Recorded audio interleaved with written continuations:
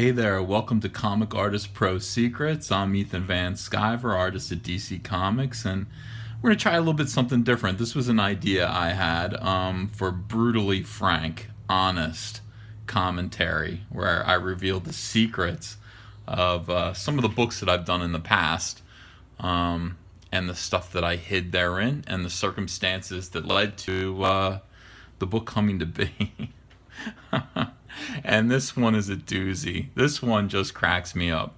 Okay, so it's about 2003, and after a contentious 2-year contract with Marvel, which I didn't finish, I was actually fired by Joe Quesada, who told me that he couldn't promote someone as slow as me. He could promote this other fill-in artist at New X-Men, but I was way too slow, so he was going to let me go, which was fine. I was having a bad time at Marvel. We'll get into that on other videos when we actually talk about New X-Men, and hopefully we'll do reviews of those books. But I came flying back to DC Comics and was initially, right away, Jeff Johns welcomed me back to DC and gave me this to do. That was the first script that I got. This is Hawkman 13. We'll talk about that at some point. But right after Hawkman 13, Joey Cavalieri, who was an editor there, said, I've got this script in my drawer. It's a Batman and Catwoman script written by Annie Nocenti. And I knew Ann Nocenti from Daredevil. And she was a substantial writer. And, I hadn't heard anything that she'd done, since then. But I was most anxious to draw Batman and Catwoman. That seemed like a no-brainer to me. I was told this was a 2-part prestige format project, which means that it has a spine, and it's 48 pages, and it was going to have a nice kind of thick cover, which it does.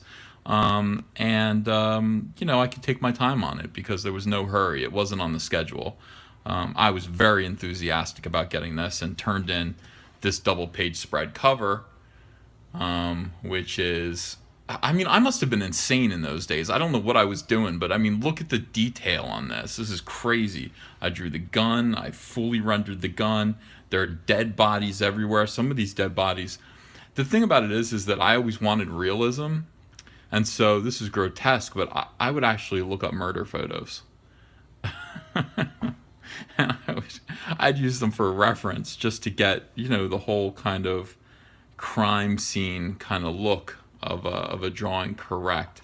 And here we have Batman holding a poor little black girl in his arms, and apparently she's been shot. She may be dead. He looks very sad. Catwoman blames this right here.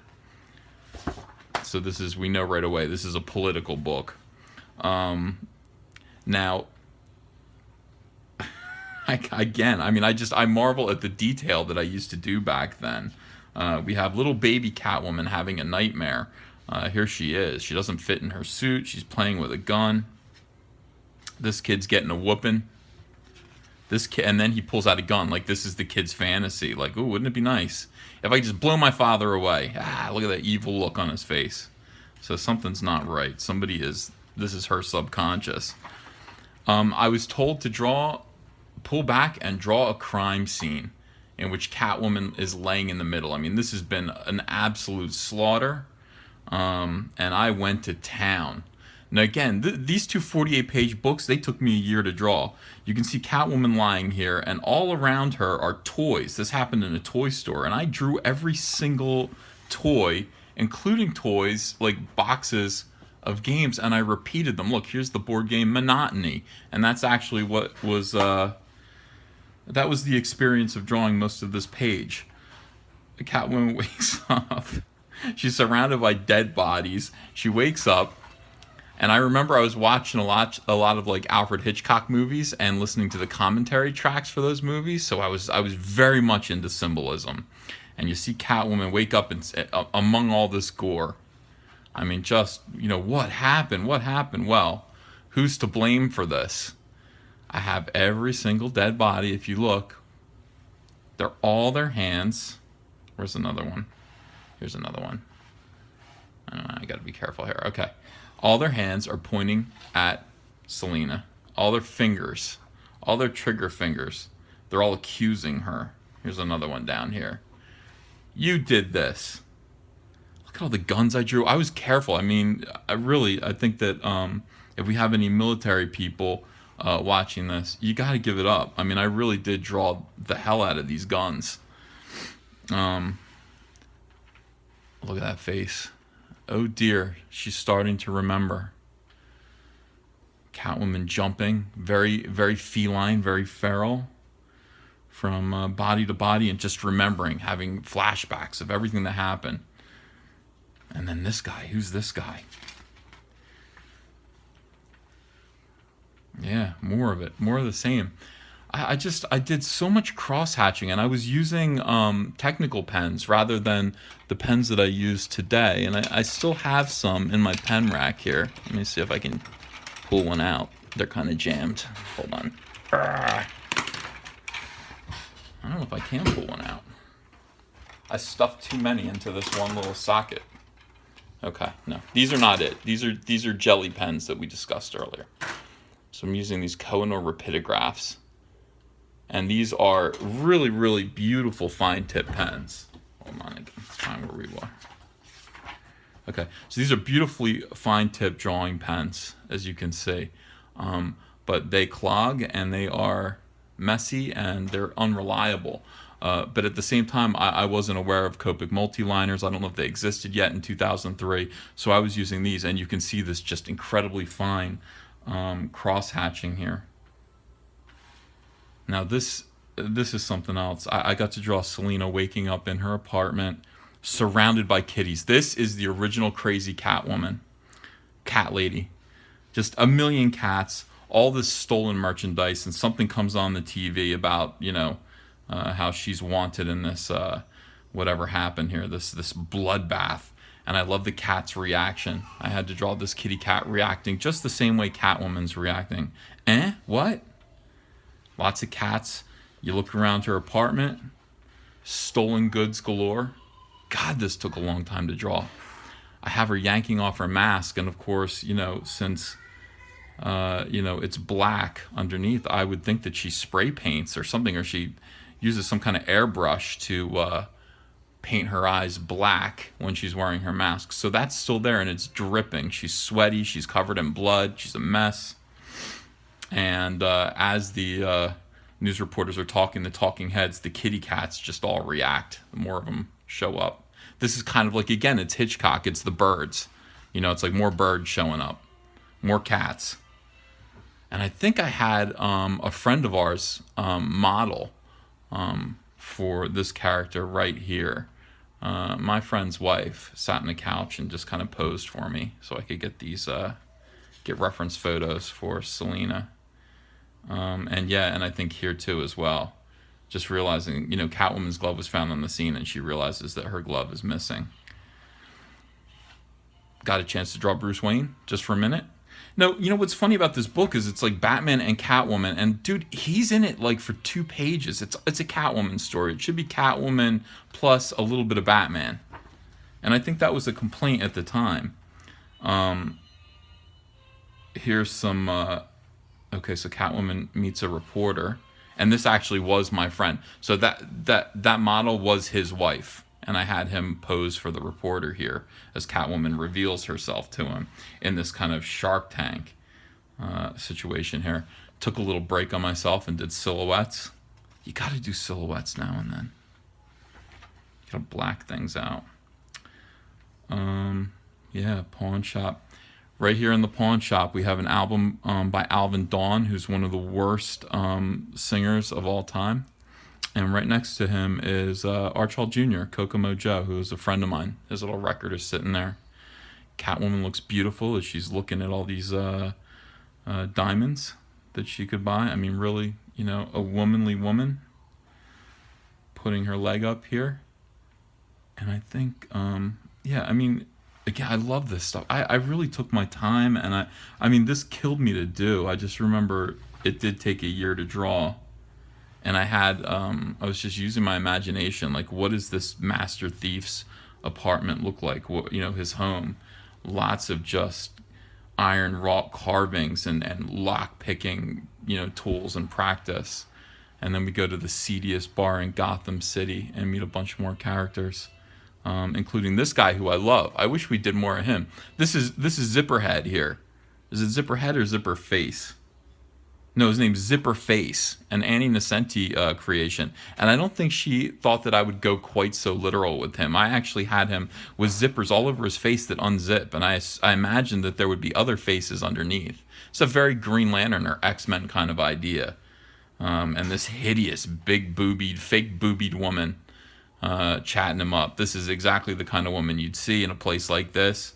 Fake, ugly, kind of like a little overdone, and then just weirdos. This little kid, like I don't know, and then a big dude next to him. And I would draw straight back there so that if you wanted to, you could take time and look and see all of the other patrons in the bar, all the other people. Smoke everywhere, like in the sky, just smoke filling the whole place. You can smell it. I mean, here you have Catwoman walking away from this junkie here, and more people in the background. This guy's hitting on this woman, and I don't know who this guy is here, but he's a creepo. Yeah, Zipper face. Again, man, look. Okay, so it's open here, so you could see another eyeball underneath. There's another eye socket. And this guy is Brickhead Pete. This is another kind of character that I think I kind of redid him for Green Lantern. I reused this idea, because none of these characters went anywhere, and I'll explain why in a little while. Catwoman just bouncing off of the walls here. Look at all this work as this guy runs away. He steals her whip. She climbs up the wall. And I remember when this book was talked about, when it was discussed online for the first time, there were there were a few fans who didn't like me from Cyberfrog. They didn't like my work. They didn't think I was very good, and they didn't like my work on Impulse either. And then this came out in black and white in the preview, in the article about this book that was coming up. Ava's out there crying. Sorry about that. I told you this was very informal. You're going to get a little microphone into my house. But this page came out in black and white, and it shut everyone up. I was really proud of myself. I mean, it's like, that is a page that just says, boom. She jumps on this guy. She gets her whip back.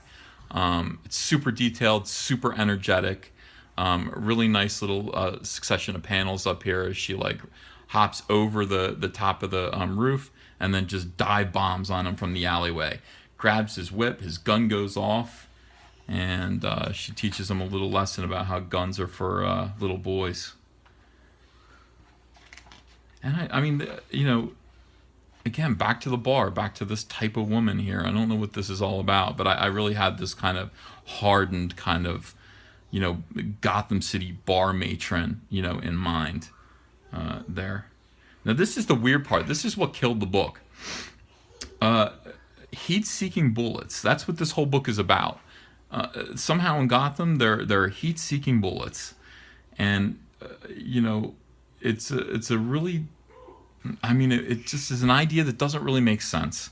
And it's a threat. I mean, Catwoman wants to find these heat-seeking bullets. She's looking at this footage of this kid who just fires a gun into the air, and the bullets all zip around and then kill all of his friends.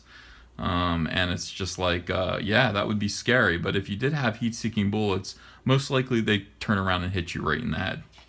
So nobody would want to fire those. A lot of like watching the news, a lot of commentary. I mean, this is the thing. I mean, just like pages and pages of people discussing things on like Fox News. It doesn't make for very good comics as far as I'm concerned. I don't know. Here's this big racist. He's like, this is so funny because it's so antithetical to, how I feel about guns. I mean, I don't want these things on the street, but I do think people have a right to have a gun. But this is definitely like an anti-gun like screed. There should be no guns. Nobody should be allowed to have guns except for the police. And this guy's definitely a racist because he's got a shirt that says it's a white thing and a skinhead. Again, I just rendered out the background. This guy's whole life is guns. He's a gun manufacturer. He's all about shooting. Let's see what his world looks like. If this is his home, it might be. It's probably his place of business. But you can see that, his whole world surrounds, weapons manufacturing. Catwoman whips him around the leg. She trips him. She does not dig. This is her version of punching a Nazi, by the way. She just like lets him punch himself right in the face. Whip around the ankles. Boom. Punch yourself out, Nazi. Now this was something else, and I'm still proud of this. I will actually go back and look at this, but I remember drawing this in my lap. Like I just had an artboard and drawing Gotham City and using, for reference, using a lot of European architecture and just pulling it all together. These look like, French kind of hotels and everything that I kind of dirtied up and made more Gothic. All these little beams in the air. And here's little Catwoman, becoming small in the massiveness of Gotham City, doing her little flips and everything. And just, this is her world, her environment, but her world is big. I mean, you need to see how big Gotham City is. And then landing, and here we go. Finally, at last, his reflection in the window. And she's sick of him. I feel like I made her nose a little too big there. I'd fix that now if I could. But I like this, though. That looks good. Yeah, here's Batman. This is an early version of my Batman. He still has these kind of Brian Boland points on his shoulders and everything. I like Catwoman turning around to meet him with her claws out. What do you have to say, Batman? And I don't like my Batman. I like him there. I like this panel where she's jumping off into oblivion. She says, "Stay away from me." He tackles her. And then there's this. I don't know, he's very, he's like, listen to me. Hey, listen. All right? I'll leave you alone if you just show me this thing. He's like, I need your help with something. So, again, very obviously influenced by Dark Knight Returns. Great sequence where they ride a truck. This was all done very quickly. But again, look, I did spend the time. I mean, the star of this book, Catwoman and guns. So I ended up drawing a lot of guns for this, and I did my best. They needed to look real. And look at this. Look at this page here. Look at this thing. I think I drew this in an hour. It's like, let me just get out of this book and get it done. Screaming Catwoman face. Now we're back to high budget pages. I always look at I always think about how the amount of time I put into a page is kind of like a director with his budget. And this was a low budget page, and this is a high budget page. Like, there's effort put in. Catwoman just seems to remember stepfather, I think. I don't know. Was she an orphan? I don't remember. But she, your new daddy's here to get you. Look, she's under the bed, scared. She wants a gun. Catwoman wants a gun. This is a good Batman. Very Joe Quesada influenced here. I remember thinking about Joe Quesada, and the back of this truck is just full of guns. Look at that.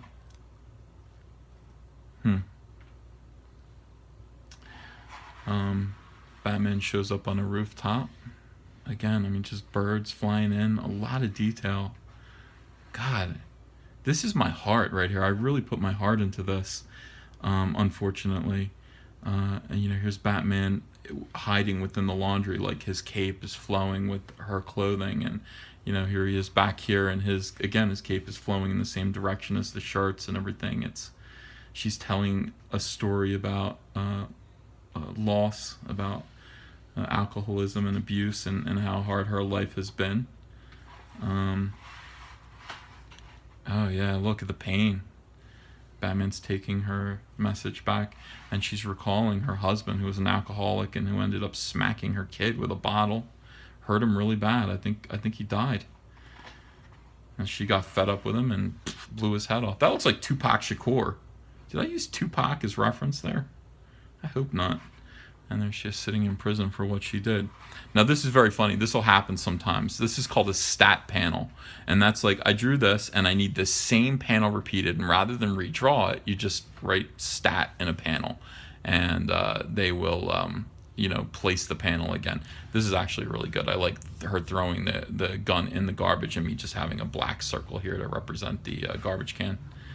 That's pretty cool. She's begging him to get the guns off the street. Here's the statted panel. Now, as you can see, whoever statted it, I don't know what happened here. I don't know why this happened, but look, top of her head's missing because these balloons are here. And then,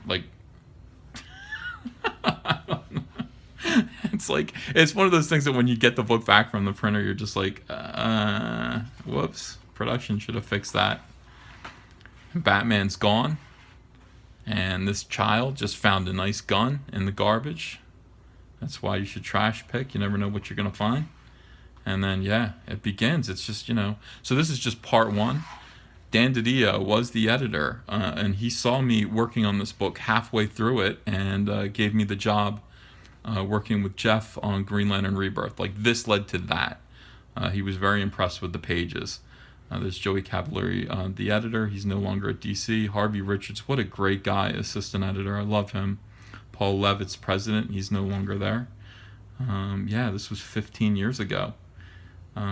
Jim Lee is the editorial director of Wildstorm, not the co-president of DC Comics. So anyway, so when this book came out, I was so excited about the reviews. I thought I was going to get effusive praise for all the work I put in. I mean, this book took 6 months to draw, and nobody reviewed it. And I remember talking to the biggest reviewer. What were they called? For Color or something like that. And I said, hey, my book came out. Are you guys going to review it? And he said, Ethan, I read it. He wrote back to me. He said, Ethan, I read it, and it's unreviewable. It's a political tract. There's like no story. I don't even know what to say about it. I mean, your drawings are okay, but there's no. I don't have any commentary. It reads like a pamphlet from like some far left wing organization, and I was crushed. I was devastated. I was like, oh no, all that work for nothing. Now this book has seen like reprint several times since, and it's been really successful in Europe, especially. I mean, when I go over there, they talk to me about this book, but not in America. I mean, nobody really cared about this thing, and it didn't really sell very well either, as a lot of these